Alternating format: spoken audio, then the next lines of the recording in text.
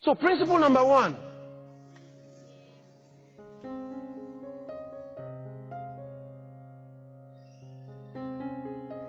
You already know it, right?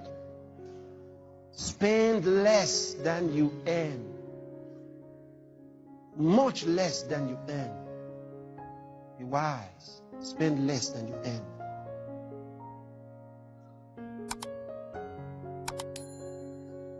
Don't say the money is not enough. I just told you. Listen, under normal circumstances, the 8,000 would have not been enough. I knew it. So that's why I wasn't interested in the list of things they were going to write for me. I knew that that would help me make an excuse. Because everything in the list will be important. But I was going to also use the miracle power of God to work things out for me. That's why you have to connect with God. What one man is spending ₦1 million on, you will probably do for 100,000. And they'll be surprised. Once you are determined, then God says, all right, I'm with you on it. Go ahead. Then you find his seal is on it. But if you say you're going to depend on money, then you will always need enough money to do everything you want to do.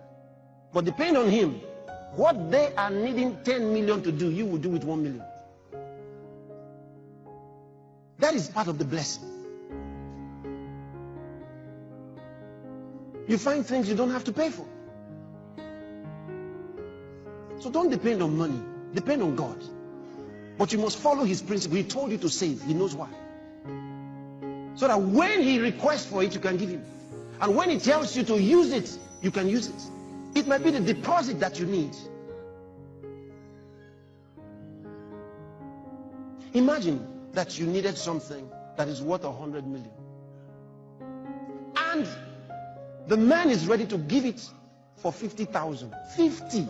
The thing is 100 million. He's ready to give it for 50,000. And he says, if you have 50,000, I give it to you. You say, hey, I don't have. Hey, I don't have. Hey. Why? Because you spent everything. Then you realize when God told you to save, he knew why. We have done things with money that will surprise you. Like how much? And their values are so high. But you add the miracle power of God to it. Then they ask you how much is it? You say 5 letters. F-A-I-T-H.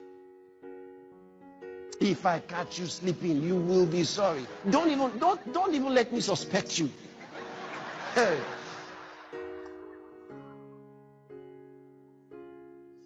So keep your eyes wide open.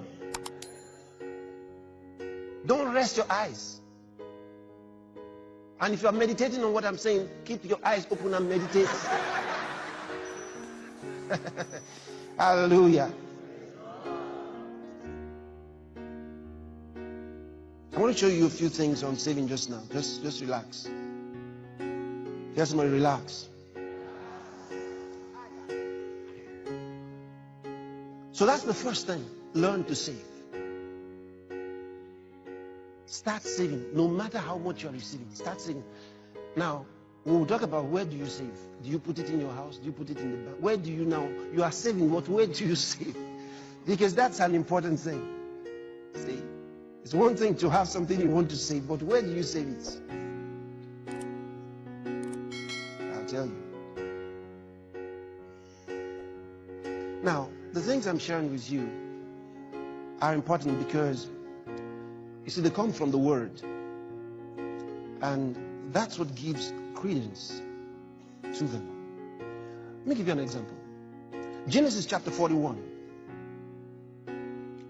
Let's read from verse 25.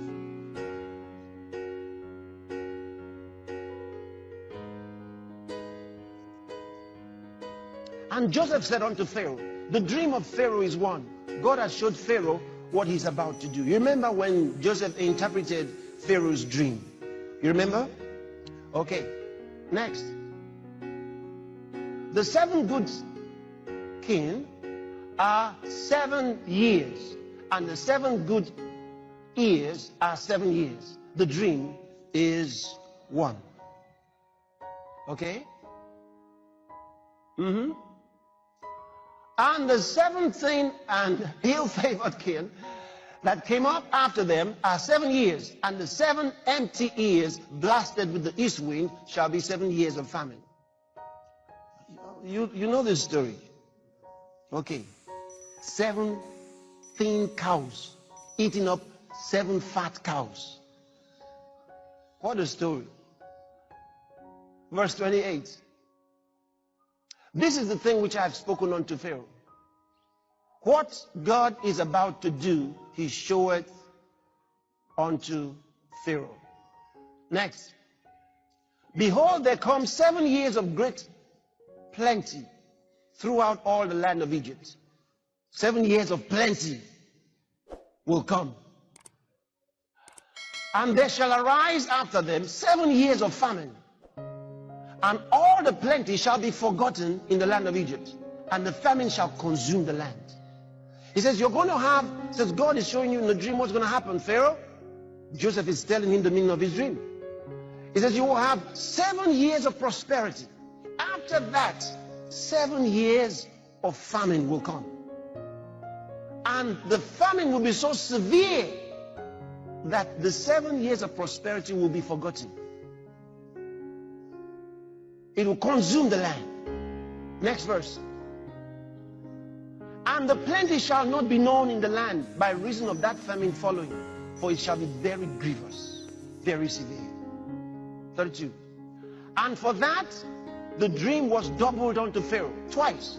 It is because the thing is established by God, and God will shortly bring it to pass. Now therefore, let Pharaoh look out a man discreet and wise, and set him over the land of Egypt. Now he's given him the revelation, and now he starts telling him how to solve the problem. Let Pharaoh do this, and let him appoint officers over the land, and take up the 5th part of the land of Egypt in the 7 plenteous years. He says what? Save what? 20% in the 7 plenteous years. Next verse. And let them gather all the food of those good years that come, and lay up corn under the hand of Pharaoh, and let them keep food in the cities. Next. And that food shall be for store to the land against the 7 years of famine, which shall be in the land of Egypt, that the land perish not through the famine. Next verse. And the thing was good in the eyes of Pharaoh, and in the eyes of all his servants. The advice given by Joseph, that they should save 20% in the next 7 years, ahead of 7 years of famine that will come. And Pharaoh said unto his servants, can we find such a one as this is, a man in whom the Spirit of God is? And Pharaoh said unto Joseph, for as much as God hath showed thee all this, there is none so discreet and wise as thou art. Thou shalt be over my house, and according unto thy word shall all my people be ruled. Only in the throne will I be greater than thou. So when you hear us say he became the prime minister, that's what we tell you. Because Pharaoh remained king and president. But he made Joseph the prime minister of Egypt. Thou shalt be over my house, and according unto thy word shall all my people be ruled. Only in the throne will I be greater than thou. Next. And Pharaoh said unto Joseph, see, I have set thee over all the land of Egypt. And Pharaoh took off his ring from his hand, and put it upon Joseph's hand, and arrayed him in vestures,